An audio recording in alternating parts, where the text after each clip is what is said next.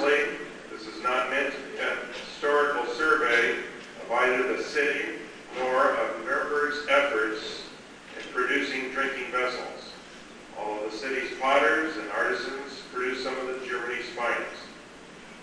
The Nuernberg goldsmiths, silversmiths, faience masters, and house-maulers had few rivals of their rank. Lastly, this talk is not intended to be a comprehensive showing of Nuernberg products of Nuernberg and their contemporaries in the late 19th century. You will get a fine opportunity to see these type of collections on Friday, when you will view many more examples of Nuernberg souvenirs, as I like to call them. This talk, entitled Collecting Legendary Nuernberg, is meant to focus on the citizens, the events, and artifacts in Nuernberg's history that have generated that body of legendary stuff that the turn-of-the-century souvenir makers utilized. During this period of great prosperity, sailing to and traveling on the continent was the rage. This was the heyday of the steamship lines, luxury passenger trains, and the grand resort hotels and spas. Nuernberg, with its medieval castles and Gothic churches, was a popular stop for the European rail traveler.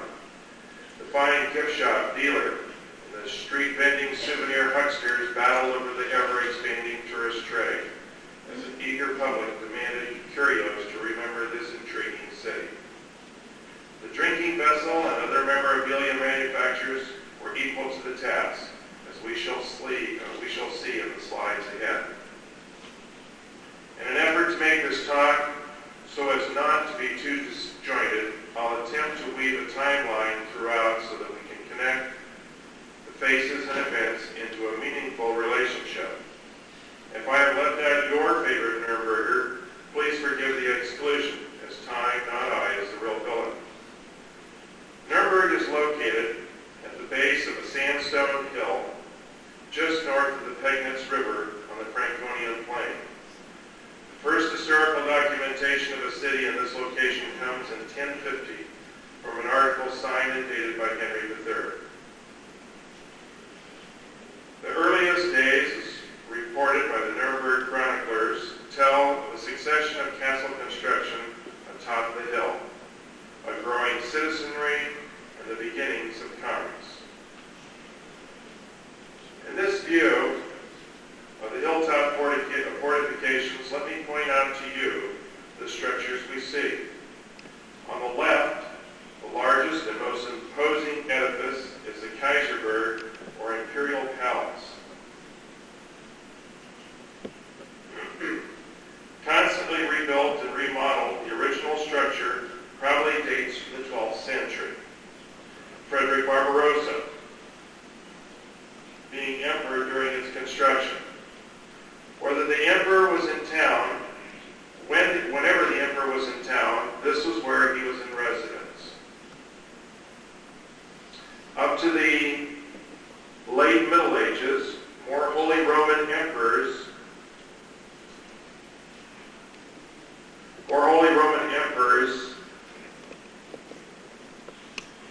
held their courts and imperial diets here than in any other castle in Germany.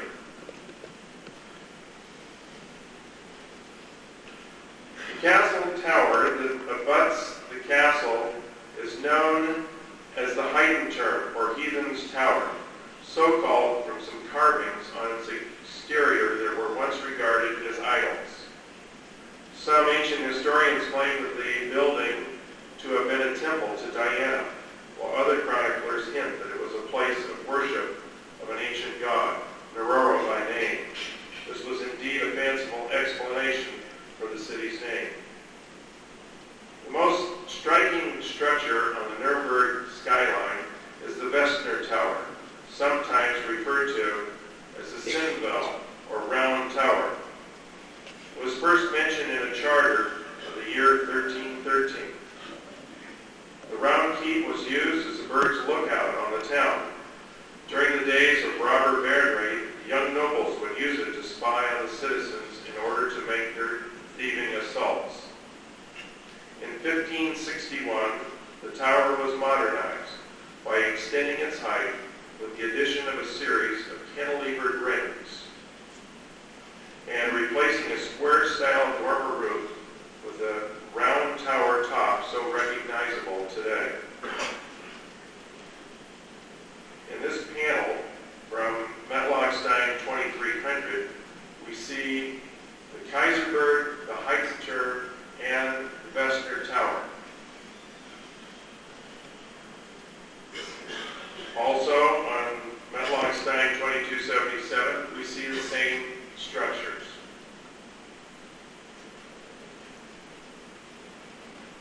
Matlock Beaker, and the familiar Matlock Platte of Nuernberg. The open area, going back to the slide on the right, the open area between the tower and the burg was the site of the Burggraf's castle. This noble chief's duty was to represent and protect the emperor's interests. Independent of the city politics and often as powerful as the emperor himself, this personage was a source of constant irritation to the people of Nuernberg. In 1420, the structure burned, and in 1427, the city council bought it and its owner's rights once and for all, hoping to end the conflict.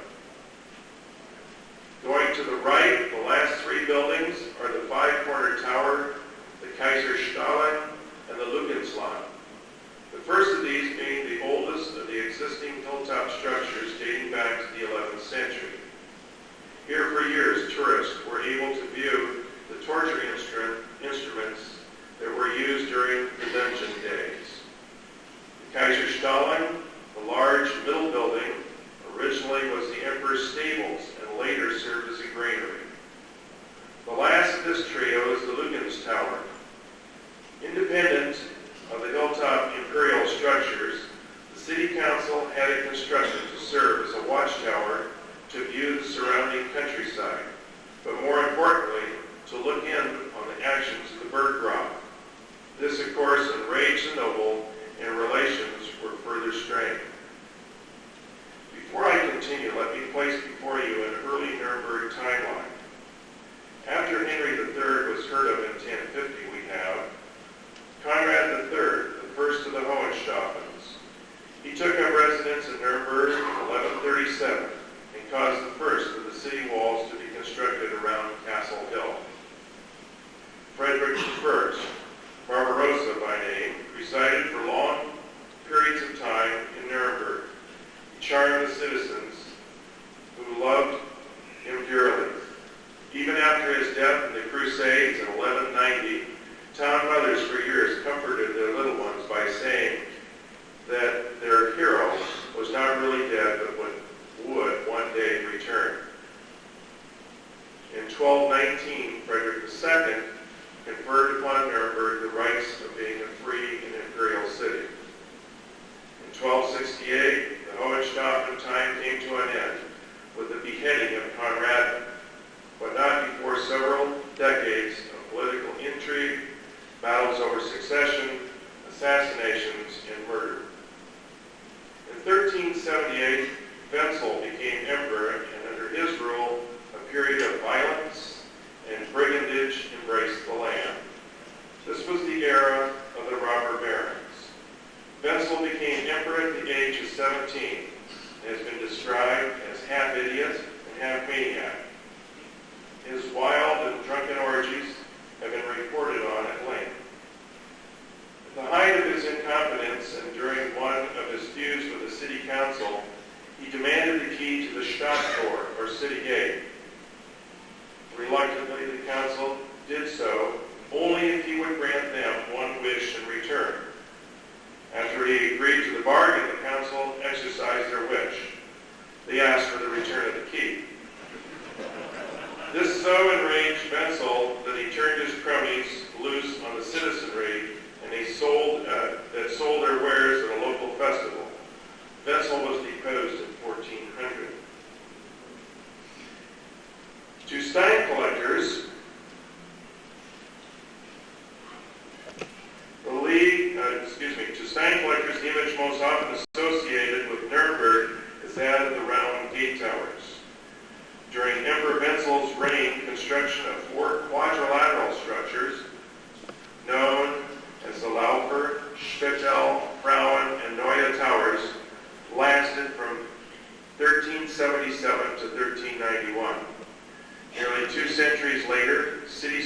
Superintendent of Works George Unger supervised the reconstruction of the gate towers in 1556.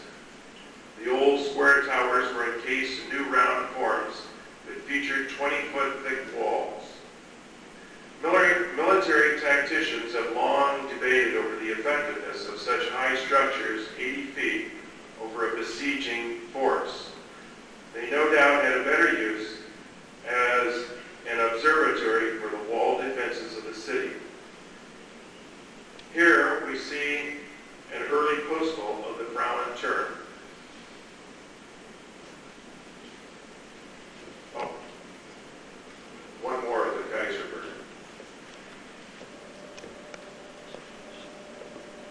The Frauenturm is the gate and the tower on the right, the Frauenturm and Frauentor. On the left, we see a gate tower sign marked TW, Theodor Wieseler. A Marzi Remy gate tower sign, and the side panels on this illustrate the city scenes, in this case of the Berg, the castle fortifications, and the other side of the Hinkerstedt. This sign comes in many, many shapes and sizes. You'll all be able to see the entire array of these at Less's on Friday. And here we see Medlock sign number 5006 depicting the Frauen Tower and the gate. Now, one of Nuernberg's most charming legends romanticizes a somewhat despicable robber knight.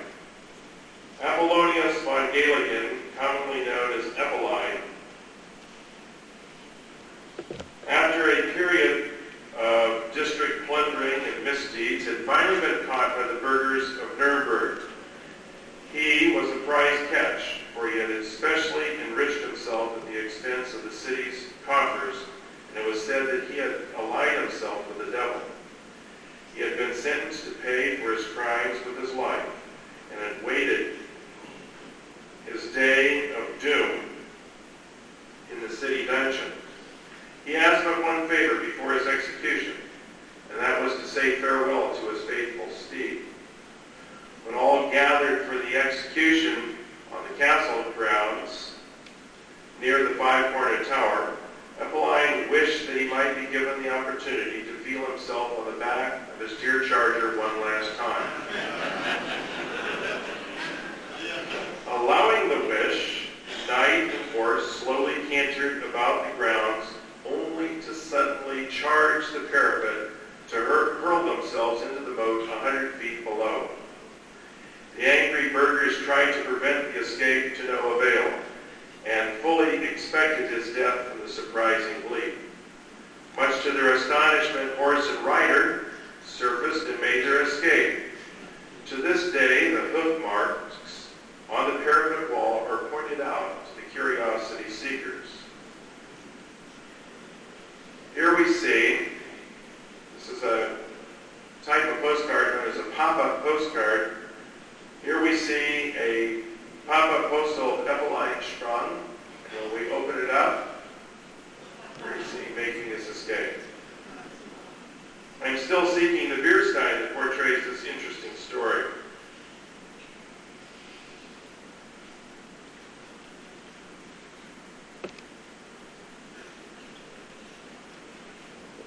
On the right, we see a picturesque view of some rather charming Nuernberg buildings. Their past, however, is anything but. The larger half-timbered structure on the left is the Weinstadel and was built in 1446. During this period of time, leprosy was rampant in this diseased and plagued city. The city council decided to do something annually for the city's lepers who languished in the city's isolation infirmaries and those who roamed the city streets and countryside.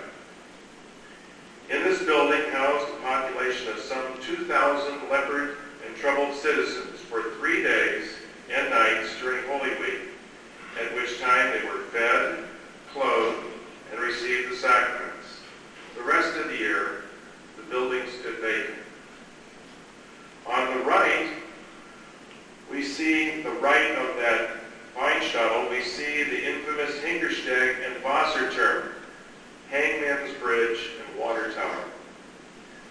constructed in 1320 to control the flow of the Pegnitz. It also housed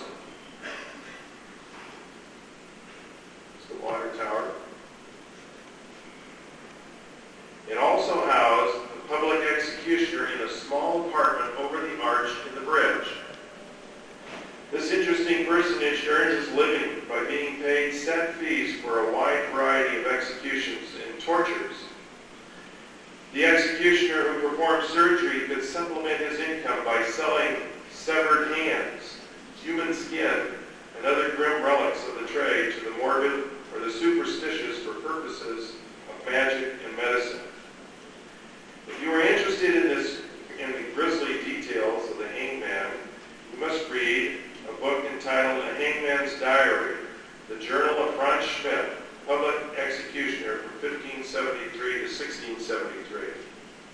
This book is fascinating reading, but not for the faint of heart.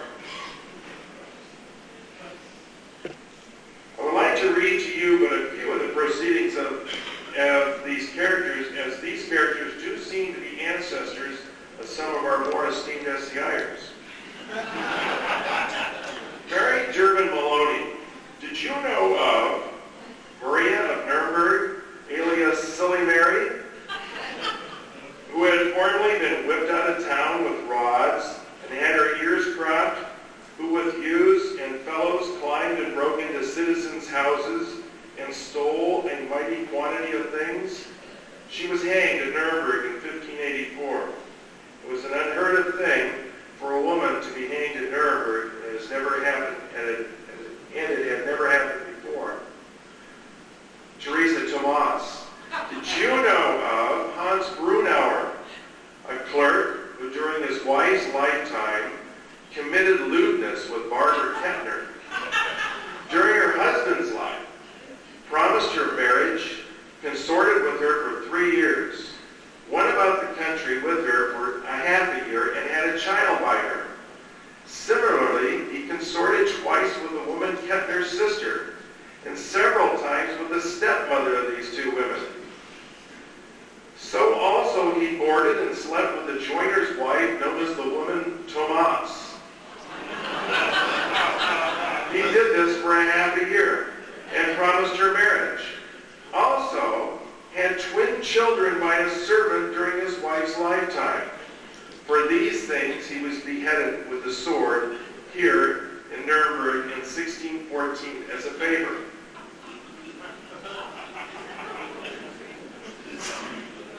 Our Jack Hyman Award winner, John Mertz. Did you know of George Mertz of Letten, alias Der Schlegel, a thief, lived in Getzenhof, who stole many things in 72 villages and was hanged. He behaved queerly as he was let out, shook his head and only laughed, would not pray, only said that his faith had helped him.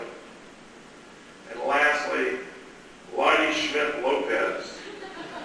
Did you know of Christopher Schmidt of Nuernberg, alias Cooper Chris, a cooper and thief who was banished from the land for his thefts?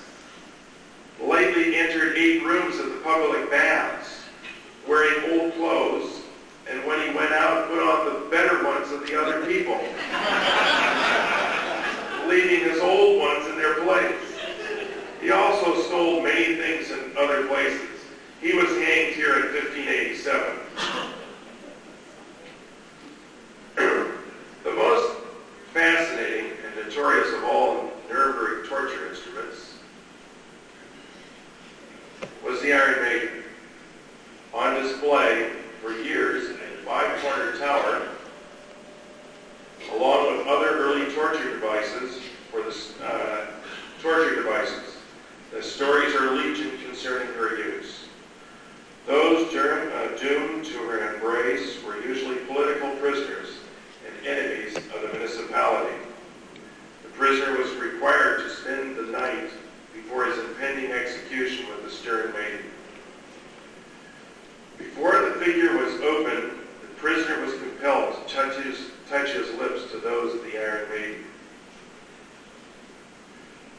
Now ready, the maiden was opened, and the prisoner was forced inside to be impaled by long spikes upon closure.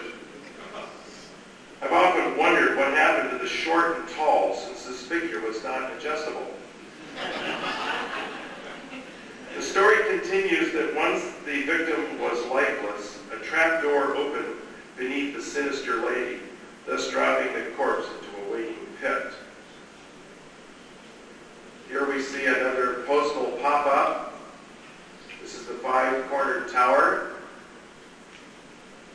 It opens up to reveal our Iron Maiden, which in turn opens up to reveal the spikes.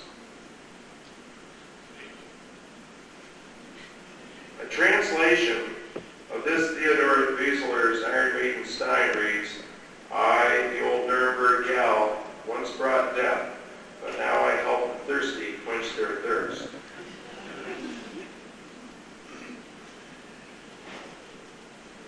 We see a pewter form of the Iron Maiden.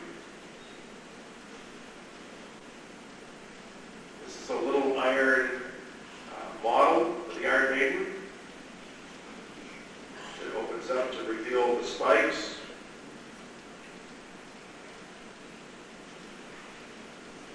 This is a bronze bell of the Iron Maiden. And this is a silver spoon with the Iron Maiden figure on the end. If we look closely, here she is. And she too opens.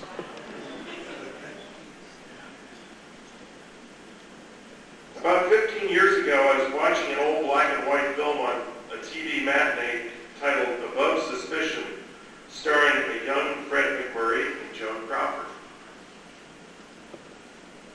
What brought me off the sofa was the sudden appearance of an Iron Maiden during the doings of this 1943 film about spy stuff in World War II, Salzburg. The noteworthy line in this segment is when a museum guide points out the Iron Maiden to McMurray and Crawford, calling it the German Statue of Liberty.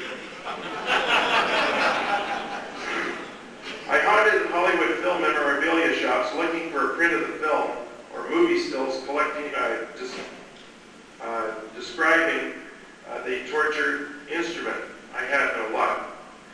Then earlier this year, when I was asked to speak at this convention, I renewed my hunt, this time with success, as this old film had become a classic and had been released on VHS for home viewing. I was set. When Les Paul asked me what my AV needs would be for this talk, I told him 2 slide projectors and a large screen video projector.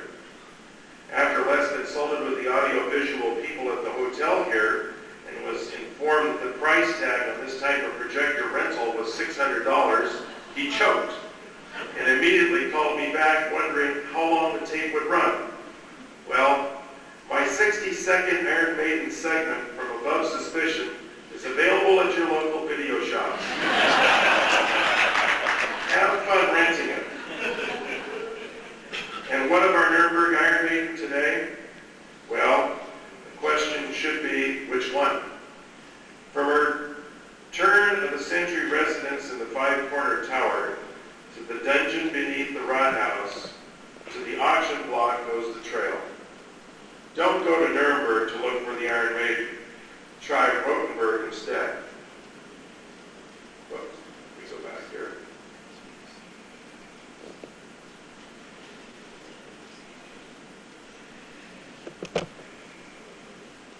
There in the Criminal Museum, you can see her in an ever-decomposing state. But don't stop here. As other Iron Maidens have popped up in dungeons and museums throughout the world. In 1893, Lord Shrewsbury bought the original 3,000-piece Nuernberg collection in London. The same collection later went on exhibit in a subsequent tour with the Madame Tussauds Wax Museum collection, with showings in St. Louis and Chicago. Other Iron Maidens have appeared in both the Ripley and Hearst collections. The so-called original Iron Maiden last sold in London from Peter Dole to a German dealer for approximately £3,000.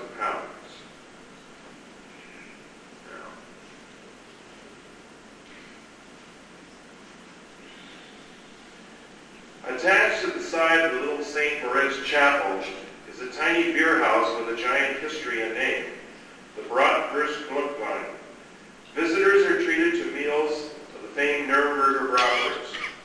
A bell with the eatery's founding date of 1400 signals when the savory sausages are ready to serve appreciative customers. Here's another one of these pop-up postcards. The tiny restaurant's longevity and unchanged appearance have endeared it to centuries of visitors and regulars. The Bratwurst Glückwein was the home to the renowned artisans of Nuremberg's golden age. Adam Kraft, Peter Vischer, Veit Stotz, Hans Sachs, and Albert Dürer, all gathered in the cozy, narrow room beneath the sloping roof. The walls are covered with artifacts of the famed frequenters and the lore of this bit of old Nuremberg. Visitors from faraway lands, often as famous as the Nurembergers themselves, have added to the romance of the Bratwurst Glückwein, often in verse by the likes of Winterveld, Byron, and Longfellow.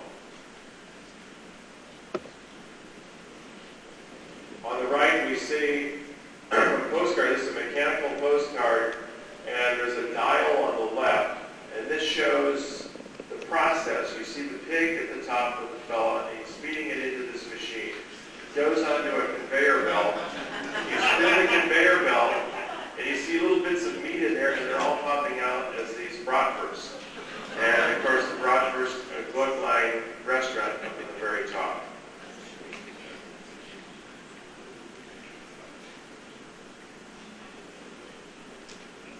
Albert Dürer.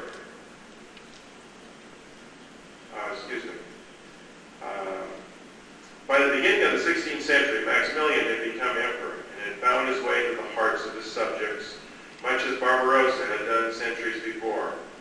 His greatest achievement was his patronage of a group of artists that brought Nuremberg to a position of European preeminence.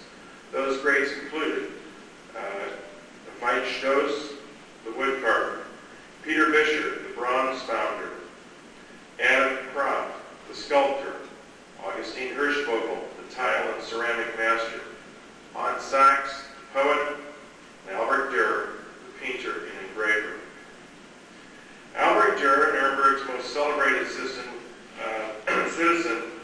was born of an immigrant Hungarian family. His father's trade was goldsmithing. He being one of the best in all the city. Albert was born into a family of 18 children, with only 3 reaching adulthood. Albert was the eldest of the survivors. He was born in 1471, and Antonius Koberger, the famous publisher of the Nuremberg Chronicles, was his godfather. Albert, as a lad, showed great promise, and upon his learning to read, his father quickly apprenticed him to a goldsmith. When the youth showed little interest in his father's trade, it was a great disappointment, but one which his father soon got over. The budding artist was apprenticed then to Michael Volgemuth, a painter of high repute.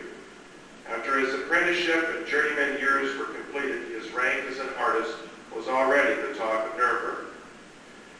Albert's father next arranged for a marriage for his son with the Fry family.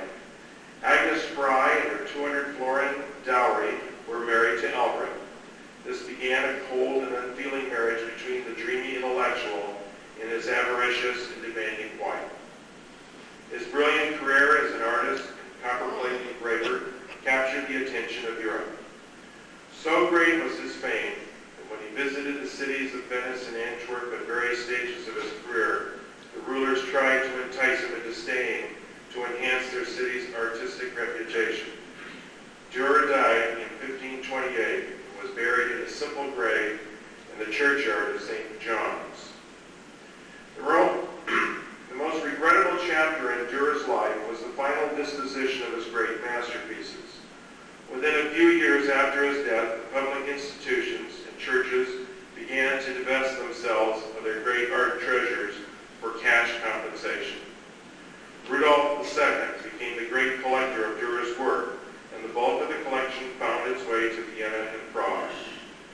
city of Nuernberg today can count only a few Dürer originals within its environs.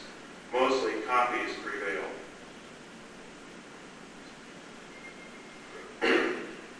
Charles V is now emperor, and the struggles of the Protestant Reformation has now engulfed this portion of the empire. Martin Luther comes to Nuernberg and has been championed by many of the leading citizens. The city's politicians have tried to steer a cautious course through these dangerous times. This resulted in only angering the Emperor Church and an influential citizenry of religious reformers. Before I leave, I should point out that the house that you see beside the Albrecht Dürer postal on the right, the house on the left is the Albrecht Dürer house. It is owned by the city and does increase their coffers greatly. Go back for a minute. When one wanders about the city of Nuernberg for any period of time, it's soon apparent that Hans Sachs was a Nuremberger whose place in the city's history is special to the city's residents. Sachs was born in 1494 and grew up in the home of a master tailor. He apprenticed to a shoemaker, and when came time to spend his travel years, he wandered about Greater Germany, devoting himself to German poetry. In 1516, he returned to his city and prepared his masterpiece, which caused him to become a Meistersinger and a member of his guild.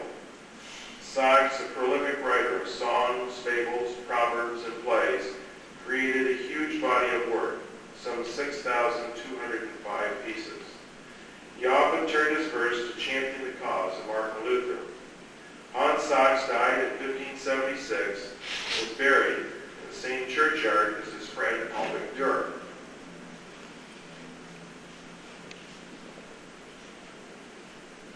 This is Hans Sachs' house on the right. The former slide that I had up before that was a wood engraving of Hans Sachs.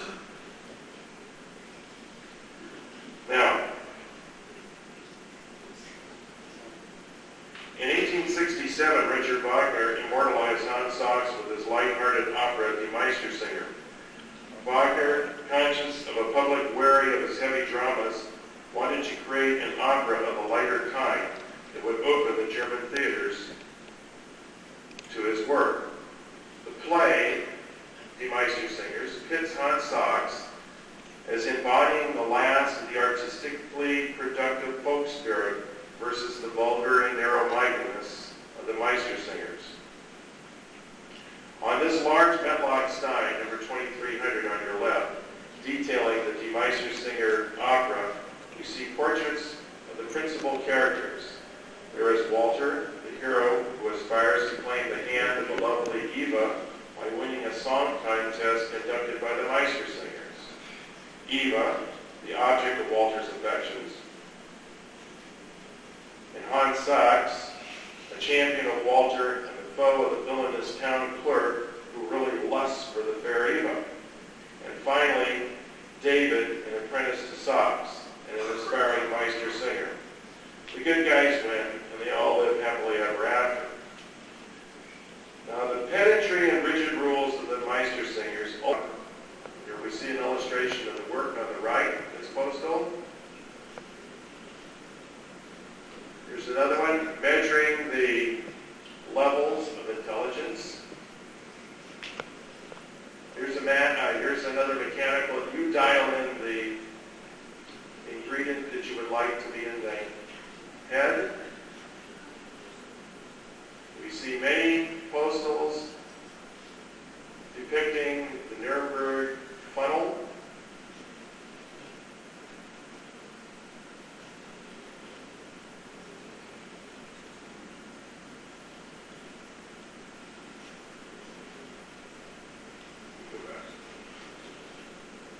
And on the left, we see the Nuremberg trickster funnel sign. And wherever there's devilment of this type, there has to be a devil handle. Here's the Sherholz professor with his funnel hat.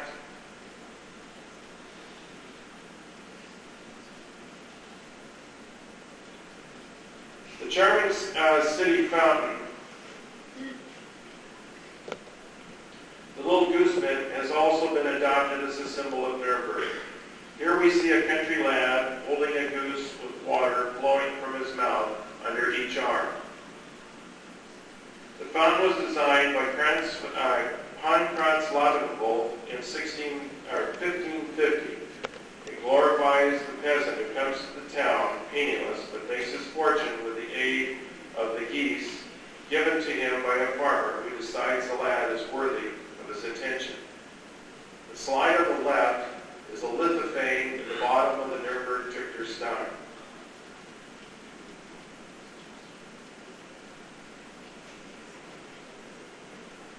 The handle, the tower stein, an early postal of the gooseman.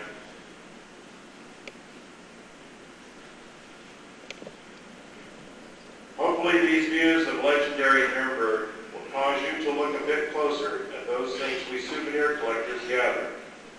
As we look at this fine Fritz Heckert glass open, I say to you, Bruce aus Nuernberg. Thank you. I say if you got it, flaunt it. And you